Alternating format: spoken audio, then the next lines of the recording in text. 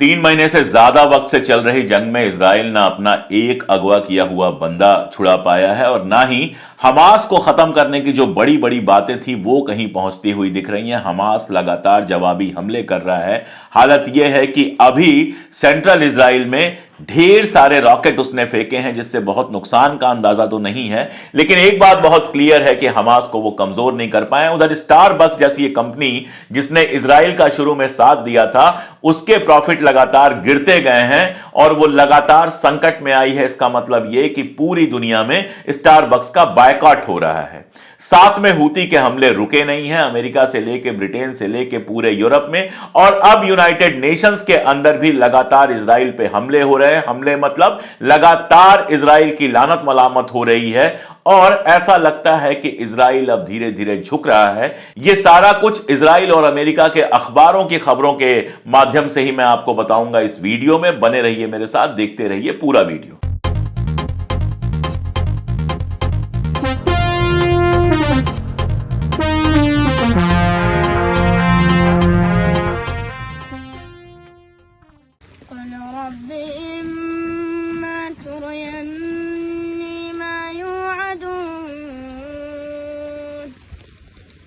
Rabbi फला तजअलनी fill कौमि ज़ालिमीन व इन्ना अला अन नुरियक मा नइदुहुम लक़ादिरून इदफ़अ बिल्लती हिय अहसनुस्सय्यअह नहनु अअलमु बिमा यसिफ़ून। जब कहीं कोई सहारा नहीं होता है, जब हर तरफ अंधेरा दिखाई देता है, हर तरफ जुल्म का अंधेरा, परेशानियों का अंधेरा, तो ऊपर वाला याद आता है, खुदा याद आता है, भगवान याद आता है। ये जो अभी आपने वीडियो सुना, ये बच्चा फलस्तीनी बच्चा है, गजा पट्टी का बच्चा है जिसका घर गिरा दिया गया है, जिसके माँ बाप का पता नहीं है, जो अकेला है। ये वीडियो मुझे ट्विटर पे मिला और मुझे लगा कि आप लोगों तक पहुंचाया जाए। नमस्कार, मैं अशोक कुमार पांडे एक बार फिर से हाजिर हूं आपके सामने फलस्तीन और इजराइल की सारी अपडेट्स लेके। लेकिन शुरुआत करने से पहले एक बड़ा खूबसूरत सा वीडियो। आप जानते हैं गजा पट्टी में दुकानें, घर, सारा कुछ गिरा दिया गया है, लोग टेंट में रह रहे हैं। ये छोटी सी बच्ची ये रोज सुबह उठती है, कॉफी बनाती है और उन टेंट्स में कॉफी देने जाती है, कॉफी बेचने जाती है। इसके चेहरे की मुस्कुराहट देखिए, मासूमियत देखिए, और फिर सोचिए कि इजराइल कह रहा है कि इस बच्ची का जो घर तोड़ा गया वो सेल्फ डिफेंस में तोड़ा गया। क्या इस बच्ची से दुनिया में किसी को कोई खतरा हो सकता है? और यही वजह है कि शायद पूरी दुनिया में धीरे धीरे इन बच्चों की आवाज पहुंच रही है। एक बड़ी खबर आई जहां से मैं शुरुआत कर रहा हूं, शिकागो से। आप जानते हैं शिकागो अमेरिका का शहर है और शिकागो की सिटी काउंसिल में एक प्रस्ताव पेश किया गया सीज फायर का। 23 वोट दोनों तरफ से पड़े, 23 समर्थन में, 23 विरोध में। लेकिन फिर सिटी काउंसिल के जो चेयरपर्सन थे, चेयरमैन थे, वो खड़े हुए और खड़े होकर उन्होंने कहा कि मैं अपना वोट सीज फायर के पक्ष में देता हूं। इस तरह से शिकागो अमेरिका का पहला शहर बन गया जिसने सीज फायर की मांग की है अमेरिकन गवर्नमेंट से। और अब धीरे धीरे ऐसा लगने लगा है कि इजराइल के समझ में आ गया है, जंग करके किसी भी तरह से हमास को, फलस्तीनियों को हराया नहीं जा सकता है और सीज फायर की संभावना बहुत ज्यादा दिखने लगी है। मैं बताऊंगा बहुत डिटेल में कि क्या क्या हुआ है। उसके पहले कुछ और खबरें। कल यूएन में चर्चा हो रही थी फलस्तीन और इजराइल की। मैं आपको बता चुका हूं कि कल के वीडियो में ही मैंने आपको बताया था कि ब्रिटेन की गवर्नमेंट ने अपनी ऑफिशियल वेबसाइट पे यह लिखा कि फलस्तीन को अलग स्टेट का दर्जा दिया जाएगा और साथ में फलस्तीन को यूएन से भी मान्यता दिलाई जाएगी। यानी फलस्तीन के मामलों में अभी तक इजराइल का जो वीटो पावर था वो वीटो पावर पूरी तरह से खत्म हो जाएगा। जो औकात इजराइल की यूएन के अंदर एक वोट की है, वही औकात फलस्तीन की भी होगी। आप जानते हैं कि फलस्तीन का एक रिप्रेजेंटेटिव यूएन में जरूर होता है, लेकिन फलस्तीनी मामलों में इजराइल का वीटो चलता है, इसलिए एक तरह से फलस्तीन को कोई अलग मुल्क माना ही नहीं जाता है। तो ब्रिटेन ने यह बात कही थी और उसके साथ ही साथ अमेरिका से पहले भी इस तरह की खबरें आई थी। अब और एक खबर आई कि वहां का जो स्टेट डिपार्टमेंट है, आप कह लीजिए होम डिपार्टमेंट जो वहां का है, ब्लिंकन जिसके हेड हैं, उसने बाकायदा ये बयान दिया है जो अमेरिका के अखबारों में ही छपा है कि फलस्तीन को आजाद मुल्क का दर्जा दिया जाएगा। टू स्टेट सोल्यूशन की बात मैं पहले भी कह चुका हूं कि वो वक्त आ गया है। जिस चीज का वक्त आ जाता है ना, उसको कोई रोक नहीं पाता है। और अपनी इस तमाम क्रूरता से, अपने इन तमाम जालिमाना हरकतों से दुनिया भर को जगा दिया है इजराइल ने, और फलस्तीनियों ने अपनी शहादत देकर अपने मुल्क की आजादी तय कर दी है। वक्त आ गया है अमेरिका और इंग्लैंड जैसे इजराइल के दोस्त जो लगातार इजराइल की मदद कर रहे हैं, जिसकी मदद ना हो तो इजराइल बर्बाद हो जाएगा, वो भी अब टू स्टेट सोल्यूशन की बात कर रहे हैं और कह रहे हैं कि गजा में किसी भी तरह का हक नहीं बनता है इजराइल का। तो यूएन में जब मामला गया तो यूएन में बहुत सारे देशों ने अपनी बात रखी। कुछ देशों के नाम मैं पढ़ देता हूं, उनके जो बयानात हैं वो आप स्क्रीन पे देख सकते हैं। उन्होंने बहुत साफ साफ कहा कि ये जो जेनोसाइडल वार चल रहा है, जिस तरह से इजराइल गजा के लोगों को मार रहा है, शहरों को तबाह कर रहा है, घरों को गिरा रहा है, अस्पतालों के अंदर, मैंने कल आपको बताया था कि डॉक्टर का भेष धर के ये लोग घुसे एक अस्पताल के अंदर और 3 लोगों को मारा, जिसमें से एक आदमी कोमा में था। कहा गया वो हमास का आतंकवादी है, जबकि वो कोमा में था, उसका इलाज चल रहा था। यूएन का कोई कन्वेंशन इस बात की इजाजत नहीं देता कि अस्पताल के अंदर जिसका इलाज चल रहा है आर्मी जाकर उसकी हत्या कर सके। और उसका वीडियो मैं तो यहां नहीं दिखा सकता, क्योंकि अगर मैंने वो वीडियो दिखा दिया तो यूट्यूब इस वीडियो को रेस्ट्रिक्ट कर देगा। लेकिन उसकी खबर मैंने आपको कल भी दिखाई थी, आज भी दिखा रहा हूं कि किस तरह अंदर घुस के, अस्पताल के अंदर घुस के 3 लोगों को मारा इजराइल ने। और ये तो उसके जुल्मों की बहुत छोटी सी बानगी है। ऐसे जुल्मों से पूरा इंटरनेट भरा पड़ा हुआ है, कितने ही तो मैं आपको बता चुका। आप सोचिए, एक बच्ची, हिंद करके एक बच्ची है, 6 साल की बच्ची है। उस बच्ची के पूरे परिवार को जब मारा जा रहा था, एम्बुलेंस जो आई थी उस एम्बुलेंस को उठा लिया गया। उस बच्ची ने फोन लगाकर मदद मांगी और उसके बाद से उस बच्ची का कोई पता नहीं है। कितने ही ऐसे जुल्म हैं। एक मैंने आपको खबर दी थी कि सफेद झंडा हाथ में लिया हुआ था आदमी, उसका कसूर सिर्फ इतना था कि वो एक इंटरनेशनल टीवी को इंटरव्यू दे रहा था, बता रहा था अपने हालात, और उसको वहीं गोली मार दी गई, जो वहीं वीडियो पे सारा कुछ रिकॉर्ड हुआ और वो वीडियो पूरी दुनिया में वायरल हुआ। तो ये सारी खबरें पूरी दुनिया में पहुंच रही हैं और उसका जो असर हो रहा है उस वही था कि कल यूएन में पूरे दिन फलस्तीन और इजराइल के संबंध में बात होती रही और ज्यादातर मुल्कों ने यह कहा कि सीज फायर होना चाहिए, और बहुत सारे मुल्कों ने यह कहा कि इजराइल जो कर रहा है वो जेनोसाइड है। साउथ अफ्रीका तो आप जानते ही हैं, बाकायदा साउथ अफ्रीका ने आईसीजे में केस किया था और उस केस का जो एंटरिम फैसला आया उसमें कहा गया कि जेनोसाइड दिख रहा है, कि जेनोसाइड हो रहा है और 1 महीने के अंदर जवाब देना है इजराइल को। यह अलग बात है कि उसके बाद भी इजराइल ने अपनी वहशियत जो है वो रोकी नहीं है। लेकिन स्विट्जरलैंड जैसा देश, जिसने फिलहाल यूएनआरडब्ल्यूए की फंडिंग रोकी हुई है, उसने भी सीज फायर की बात की, उसने भी फलस्तीन के पक्ष की बात की। माल्टा जैसे देश ने बात की, गुयाना जो अफ्रीका का देश है उसने बाकायदा सीज फायर की बात की, अल्जीरिया ने बात की, और सबसे बड़ा और सबसे इंपॉर्टेंट जो नाम है वो चाइना का नाम है।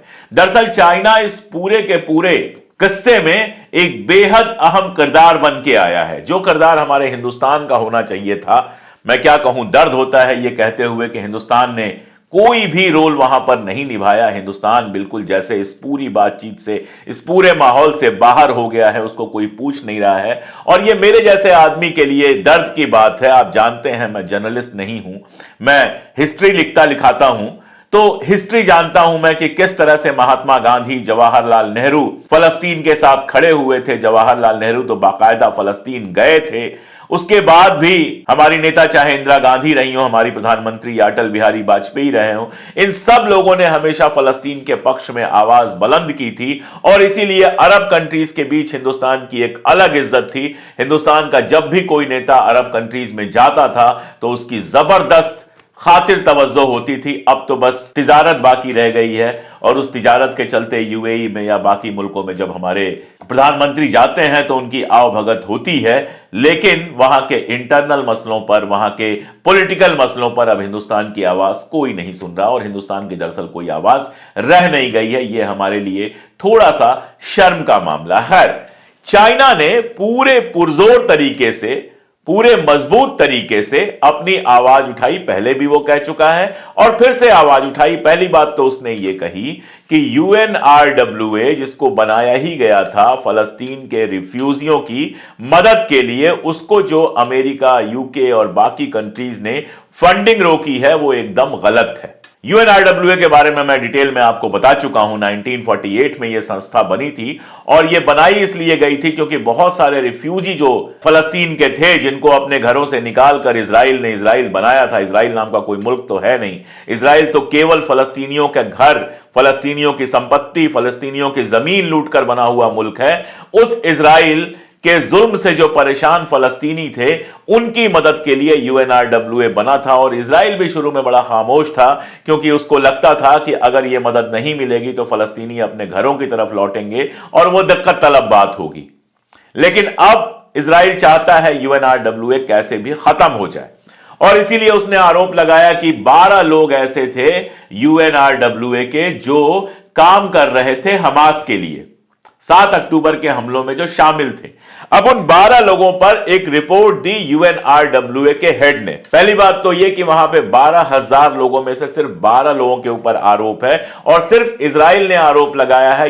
यूरोपियन यूनियन के लीडर्स ने भी कहा है कि हमारे पास कोई सबूत नहीं है। अमेरिका भी यही कह रहा है कि हम जांच करा सकते थे, लेकिन इजराइल ने सबूत दिए हैं। वो सबूत क्या है वो किसी के पास नहीं है। खैर, उन 12 लोगों में से 2 लोग ऐसे हैं जो मारे जा चुके हैं। वैसे भी मैं आपको बता दूं कि UNRWA के तमाम सेंटर्स पे हमला हुआ है और UNRWA के 250 से ज्यादा मेंबरान को मारा जा चुका है। एक आदमी ऐसा है जो अनआइडेंटिफाइड है, यानी इजराइल ने जो नाम बताया है उस नाम का कोई आदमी है ही नहीं, उसका कुछ पता ही नहीं चला है। और एक आदमी जिसके बारे में इजराइल ने बताया है, यानी 12 में से ये चौथा आदमी, ये कभी UNRWA के लिए काम करता ही नहीं था। दरअसल इजराइल अब किस्सा यह चला रहा है कि एक टेलीग्राम ग्रुप था जिसमें जब 7 अक्टूबर का हमला हुआ तो लोगों ने सेलिब्रेट किया। कहा यह जा रहा है कि वो ओपन टेलीग्राम ग्रुप है, उसमें जाके तो कोई भी तमाशा मचा सकता है, उसका UNRWA से क्या लेना देना।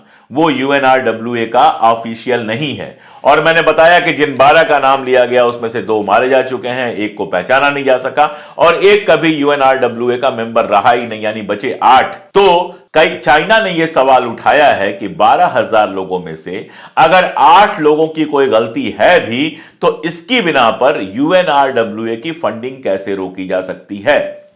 और इस बीच में कुछ मुल्क आगे आए हैं, जैसे स्पेन आगे आया है, नॉर्वे आगे आया है। स्पेन ने कहा है कि जितना हम पहले देते थे उससे और ज्यादा देंगे और उसने तुरंत 10 मिलियन यूरो भेजे हैं UNRWA के लिए। ऐसे ही नॉर्वे ने इस बात की तीखी आलोचना की है कि UNRWA के पैसे कैसे रोके जा सकते हैं। फलस्तीनी जब इतना परेशान है, इजराइल ने इतना जुल्म ढाया है, उनके ऊपर घर नहीं है रहने को, उनको मदद नहीं पहुंचने दी जा रही। इतनी सारी ट्रकें राफा बॉर्डर पे खड़ी हैं, लेकिन वो मदद फलस्तीनियों तक इजरायली पहुंचने नहीं दे रहे हैं। एयर ड्रॉपिंग नहीं हो रही है, वो भूख से मर रहे हैं, हर तरह की परेशानी, बीमारियां फैल रही हैं। ऐसे में उनकी मदद करने वाली जो इकलौती संस्था है उसको पैसा देना कैसे रोका जा सकता है, ये कहा है नॉर्वे ने, और नॉर्वे ने भी पैसे भेजे हैं। दर्द मुझे यह है कि जो अरब ममालिक हैं, आसपास के जो दुनिया भर के अरब के देश हैं, उन्होंने बातें तो बहुत की हैं, लेकिन किसी ने आगे बढ़ के ये नहीं कहा है कि अमेरिका को तो हम कर्ज देते हैं, अमेरिका की औकात ही क्या है, अमेरिका जितने पैसे देता है उतने पैसे हम दे सकते। अगर सऊदी अरब चाहता, अगर UAE चाहता, अगर बाकी मुल्क चाहते तो वो इतने रईस हैं कि UNRWA से जितने पैसे खींचे हैं यूरोप के मुल्कों ने, अमेरिका के मुल्कों ने, उतने पैसे तो वो 2 मिनट में, 2 दिन में उतने पैसे UNRWA के पास पहुंचा देते, ताकि फलस्तीनियों के साथ इतना जुल्म हो रहा है, कम से कम उनकी रोटी का इंतजाम, उनके इलाज का इंतजाम और बाकी सारी जरूरी चीजों का इंतजाम तो हो ही सके। लेकिन अरब मुल्क, खैर क्या कहा जाए उनके बारे में, जितना कहा जाए उतना कम है, या कहा जाए गैर जरूरी है। पूरे दौर में पिछले 70 साल में फलस्तीन के साथ कभी ढंग से खड़े नहीं हुए, कभी इधर गए कभी उधर गए और मिला किसी को कुछ नहीं। इजराइल वो बिच्छू है कि जिसने भी उसे सहलाया उसे डंक मारा। उसके बावजूद अमेरिका का डर है या कोई और चीज है कि अरब मुल्क फलस्तीन के मामलों में एक लिमिट से आगे कभी नहीं बढ़ते। और इसीलिए बार बार मैं कहता हूं कि फलस्तीन का मामला सिर्फ मुसलमानों का मामला नहीं है। एक बात तो यह कि गजा में रहने वाले सिर्फ मुसलमान नहीं थे, और दूसरी बात यह कि यह मामला इंसानियत का है, यह मामला डेमोक्रेसी का है, यह मामला एक ऐसी दुनिया का है जो खुद को शरीफ कहती है, डेमोक्रेटिक कहती है, लिबरल कहती है, लेकिन हजारों बच्चों के मारे जाने के बावजूद उसके हुक्मरान इजराइल के साथ गले में हाथ डाले हुए नजर आते हैं। और ऐसे में अच्छा लगता है कि ऐसी तमाम संस्थाएं जिनका मुसलमानों से कोई लेना देना नहीं है, ऐसे तमाम मुल्क जो मुस्लिम मुल्क नहीं है, ऐसे तमाम एक्टिविस्ट जो मुस्लिम नहीं हैं, वो लगातार खड़े हैं फलस्तीन के साथ। जैसे मैं आपको बताऊं, यूनाइटेड किंगडम इंग्लैंड में 4 बड़ी जो चैरिटी संस्थाएं हैं जो दुनिया भर में चैरिटी का काम करती हैं, Christian Aid, Global Justice, Oxfam और वॉर ऑन वांट, इन 4 संस्थाओं ने एक लेटर जारी किया है यूके के प्राइम मिनिस्टर के नाम। और इस लेटर में उनसे सवाल किया है कि जिस तरह से इजराइल लगातार फलस्तीन के अंदर जुल्म कर रहा है, आप इजराइल का साथ कैसे दे सकते हैं, आप इजराइल को हथियार और बाकी सारी चीजें कैसे भेज सकते हैं। ऐसे ही कनाडा में एक लायर ने बाकायदा सू किया है, बाकायदा केस किया है जस्टिन ट्रूडो जो वहां का राष्ट्रपति है उसके ऊपर, कि जब इजराइल जुल्म कर रहा है फलस्तीन के ऊपर तो तुमने उसको हथियार कैसे भेजे हैं। मैं आपको बता चुका हूं कि जो बाइडेन के ऊपर भी केस हुआ है, और मैं आपको यह भी बता चुका हूं कि शिकागो सिटी काउंसिल के अंदर जो प्रस्ताव पास हुआ है सीज फायर के पक्ष में, उसमें भी वोट देने वाले, समर्थन करने वाले कोई मुसलमान नहीं है, वो हक पसंद लोग हैं। अगर हक पसंद लोगों की पहचान ही यही है कि चाहे कोई मुसलमान किसी हिंदू को मारे या हिंदू मुसलमान को मारे, किसी का परजिक्यूशन हो, किसी के साथ अत्याचार हो, चाहे उसका मजहब कुछ भी हो, चाहे उसकी कास्ट कोई भी हो, वो उसके साथ खड़े होते हैं। और आज दुनिया भर के इंसाफ पसंद लोग फलस्तीन के साथ खड़े हुए हैं। और शायद यही वजह है कि अब इजराइल, चाहे बेंजामिन नेतन्याहू बातें कितनी भी बड़ी बड़ी कर रहा हो, झुकता हुआ नजर आ रहा है। दरअसल हुआ क्या कि आदतन इजराइल के अखबार खंगालने मैंने शुरू किए। लगातार मैं इजराइल के जो इंपॉर्टेंट अखबार हैं वो खंगालता हूं, मिडिल ईस्ट के जो इंपॉर्टेंट अखबार हैं वो खंगालता हूं, और अमेरिका के जो इंपॉर्टेंट अखबार हैं, अमेरिका और इंग्लैंड के, वो खंगालता हूं। और जब मैंने खंगालने शुरू किए तो अचानक मुझे यह दिखा कि पिछले 1 दिन से 2 दिन से लगातार ऐसी खबरें इजरायली मीडिया में आ रही हैं जहां बात यह की जा रही है कि समझौता बस होने ही वाला है। मैंने आपको बताया था, और शायद हिंदुस्तान में तो शायद सबसे पहले मैंने आपको बताया था कि कतर के माध्यम से एक डील कराने की कोशिश हो रही है। फिर मैंने आपको बताया था कि मोसाद के हेड और CIA के हेड और साथ में कतर के रिप्रेजेंटेटिव पहुंचे हुए हैं फ्रांस पेरिस, जहां हमास के रिप्रेजेंटेटिव भी हैं, और बात चल रही है एक डील की, एक लॉन्ग टर्म डील की। पिछली बार जो ट्रूस हुआ था, समझौता हुआ था, वो 4-5 दिन चल पाया था।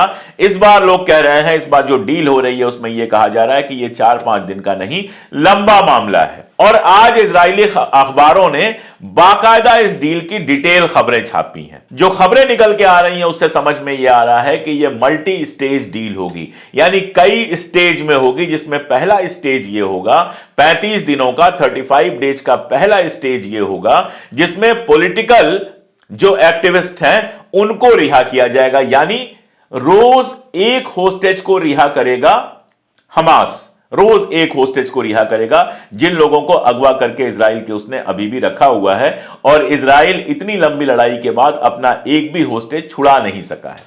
तो रोज एक होस्टेज को रिहा करेगा कौन? हमास। और उसके बाद उसके बदले में इजराइल अपने जेलों में जो फलस्तीनी हैं उनको रिहा करेगा। अब उनका नंबर क्या होगा? 350 की बात की जा रही है, यानी रोज 10 ऐसे पॉलिटिकल प्रिजनर्स को इजराइल रिहा करेगा और एक अगवा किए हुए आदमी को हमास रिहा करेगा। यह पहला स्टेज होगा। दूसरे स्टेज में बचे हुए सारे अगवा किए लोगों को छोड़ दिया जाएगा और इधर जितने भी फलस्तीनी अवैध तरीके से इजराइल की जेल में हैं उनको भी छोड़ दिया जाएगा। दरअसल जब होस्टेज डील का मामला आया तभी सारी दुनिया को पता चला कि इजराइल की जेलों में हजारों फलस्तीनी बिना किसी मुकदमे के, बिना किसी आरोप के वर्षों से बंद हैं, कई साल से बंद हैं। तो सेकंड स्टेज में ऐसे लोगों को छोड़ा जाएगा और थर्ड स्टेज जो होगा उसमें बॉडीज का लेन देन होगा, यानी जिन अगवा किए हुए लोगों की डेथ हो गई है और उनको रखा गया है या उनको क्रीमेट किया गया है, उनके शव जो हैं वो फलस्तीन देगा इजराइल को, यानी हमास देगा इजराइल को, और इजराइल में जो इस तरह के शव हैं वो इजराइल देगा हमास को। ये टोटल 3 महीने की डील की बात की जा रही है कि 3 महीने में ये सारा कुछ होगा, लेकिन असल मामला है कि इस सीज फायर के बाद होगा क्या। जैसा मैंने बताया कि अमेरिका और यूके लगातार कह रहे हैं कि फलस्तीन को आजादी देनी होगी। अब नेतन्याहू के लिए थोड़ा शर्म की बात हो जाएगी, लगातार उसने ये कहा है अपने लोगों से कि जंग होगी और हम जंग को फाइनली जीतेंगे और गजा को खत्म कर देंगे, और मैं बताऊं कि वहां ऐसा माहौल बनाया गया है जैसे बस गजा वो खीर की कटोरी है कि 4 चम्मच उठाएंगे और खा जाएंगे। ये वीडियो आप देख रहे होंगे, बगल में चल रहा होगा, इसमें ये जो महिला है जो वहां की एक पॉलिटिकल लीडर है, मेयर रह चुकी है, ये पूरी स्कीम बता रही है कि कैसे पूरे के पूरे गजा को हम कब्जा करेंगे। लेकिन इंटरनेशनल प्रेशर जिस तरह का है ऐसा लगता नहीं कि इस बार वो ऐसा कुछ कर पाएंगे। तो नेतन्याहू बातें तो बड़ी बड़ी कर रहा है, युद्ध चलेगा, फला होगा, ढिमका होगा, ये होगा, लेकिन खबरें यही आ रही हैं अमेरिका से भी, इंग्लैंड से भी और इजराइल के अपने अखबारों से भी कि यह समझौता परमानेंट होगा और इस समझौते के बाद बाकायदा फलस्तीनी स्टेट बनाया जाएगा। अब इजराइल की आखिरी जो जिद है जिसके बारे में मैंने बताया था कि वो चाहता है कि वहां एक ऐसा शासन हो जो तेल अवीव से चले, इजराइल की राजधानी से चले। अब गजा एक तरफ, वेस्ट बैंक एक तरफ, दोनों के बीच में जाने का रास्ता आपने बंद करके रखा हुआ है और शासन चलेगा तेल अवीव से, और आप हक ये चाहते हैं कि आप कभी भी गजा पे भी हमला कर सकें और वेस्ट बैंक पे भी हमला कर सकें। ये तो आजादी नहीं हुई, ये तो गुलामी से भी बदतर हो गई। इसके लिए हमास बिल्कुल तैयार नहीं है। और थोड़ा सा इशारा मिला कि क्या हो रहा है कतर के जो प्रधानमंत्री हैं उनके बयान से। अपने एक इंटरव्यू में उन्होंने बहुत साफ साफ कहा कि उनसे सवाल यह पूछा गया था कि हमास का क्या रोल आप देखते हैं, क्या आप चाहते हैं कि जब आजाद हो तो हमास रूल करे। तो उन्होंने कहा इस बारे में मुझे कुछ नहीं कहना कि वहां रूल कौन करेगा, फलस्तीन के ऊपर रूल का कौन करेगा, फलस्तीन में किसकी सरकार बनेगी, यह फैसला करने का हक सिर्फ फलस्तीनियों को है, यह कहा कतर के प्रधानमंत्री ने। जिससे यह समझ में आता है कि लगातार इजराइल जो दबाव बना रहा है उसके खिलाफ माहौल पहले से बना हुआ है। और इजराइल की यह चाल, मुझे जितना पता है, जितना मैं समझ पाता हूं उस इलाके की पॉलिटिक्स, इजराइल की यह बात तो फलस्तीनी किसी भी हाल में मानने वाले नहीं है। और उधर जंग जारी है। इजराइल, जब यह आईसीजे का फैसला आया था, हमास ने बहुत क्लियर कहा था कि जब तक इजराइल इस फैसले के आगे नहीं बढ़ेगा, यानी इस फैसले का उल्लंघन नहीं करेगा, जब तक इजराइल हमला नहीं करेगा हम भी हमला नहीं करेंगे। लेकिन इजराइल ने जब हमले किए तो हमास ने भी हमले किए। कल भी 4 लोग मारे गए हैं, उसके पहले भी 3 लोग मारे गए थे। और हूथी, जिससे सबसे ज्यादा परेशान है पश्चिमी देश, उसने भी हमले जारी रखे हैं। अभी कल खबर आई है कि अमेरिका के एक और जहाज पर हूथी ने हमले किए हैं। तो अभी जंग के हालात बने हुए हैं। अमेरिका ने धमकी दी थी ईरान को हमले की, ईरान ने खुल के कहा कि आप हमला कीजिए, हम तैयार हैं। फिर खबरें आई कि शायद ईरान पर डायरेक्ट हमला ना करें, ईरान के जो बाकी सारे बाहर के जो सेंटर्स हैं उनके ऊपर शायद हमला करें। तो ईरान ने फिर एक बार कहा कि डायरेक्ट हमला हो या इनडायरेक्ट हमला हो, अगर अमेरिका ने हमला किया तो इसकी कीमत उसको चुकानी पड़ेगी। और पेंटागन से पहले ही यह बयान आ चुका है कि हम ईरान के साथ युद्ध नहीं चाहते, शायद ईरान भी युद्ध ना चाहे। तो ये सारे हालात हैं फिलहाल मिडिल ईस्ट के। बहुत मुमकिन है कि अगले सैटरडे को, यानी जो शनिवार आ रहा है, आज गुरुवार है, आज थर्सडे है, सैटरडे को आपको यह खबर सुनने को मिले कि वहां सीज फायर पर कोई फाइनल फैसला हो गया है। और मेरे जैसा आदमी तो हर हाल में चाहेगा कि वहां पर सीज फायर हो, वहां पर जो अगवा किए गए लोग हैं उनको भी रिहा किया जाए और साथ में फलस्तीन को एक आजाद मुल्क बनाने का प्रोसेस शुरू हो, यूएन में फलस्तीन की उपस्थिति हो और वहां जितनी तबाही बर्बादी हुई है उसकी कीमत चुकाई जाए, पूरी तरह से गजा को फिर से बसाया जाए। हालांकि ज्यादातर लोगों का कहना है कि जितनी तबाही बर्बादी हो चुकी है उसको दोबारा से बसाने में दसियों साल लग जाएंगे, लेकिन प्रोसेस तो शुरू हो। वहां के बच्चों को, वहां के लोगों को, वहां की औरतों को, वहां के जो स्टूडेंट्स हैं उनके पढ़ने लिखने रहने इन सारी चीजों की व्यवस्था की जाए। जो नुकसान होना है वो तो हो ही चुका, फलस्तीनियों ने बहुत सब्र रखा है, अब उनके सब्र का इम्तिहान ना लिया जाए और इजराइल भी अपनी औकात में रहे, फलस्तीनियों को भी अपने मुल्क में खुशहाली के साथ रहने दिया जाए। मैं तो यही कहूंगा, आगे देखिए क्या होता है। आज के लिए इतना ही, बस एक अपील जो हर बार करनी ही होती है कि अगर आप हमारे चैनल से जुड़ना चाहते हैं तो एक तो ये बगल में आप बार कोड देख सकते हैं, इस बार कोड से आप आराम से स्कैन करके सीधे हमारी मेंबरशिप ले सकते हैं। और दूसरी बात यह कि आप हमारा पिन कमेंट अगर खोल के देखेंगे तो आप हमारी सीधी आर्थिक मदद भी कर सकते हैं, वहां पे लिंक भी है जिससे हमारी मेंबरशिप ले सकते हैं। सुपर थैंक्स का ऑप्शन आपके पास और है। हर सुपर थैंक्स, हर मेंबरशिप हमें ताकत देता है कि हम लगातार सच बोल सकें, लगातार कैमरे और सत्ता की आंख में आंख डालकर वो सच बोल सकें जो गोदी मीडिया चाहे हिंदुस्तानी हो चाहे विदेश का, वो आपको कभी नहीं दिखाएगा। बहुत शुक्रिया।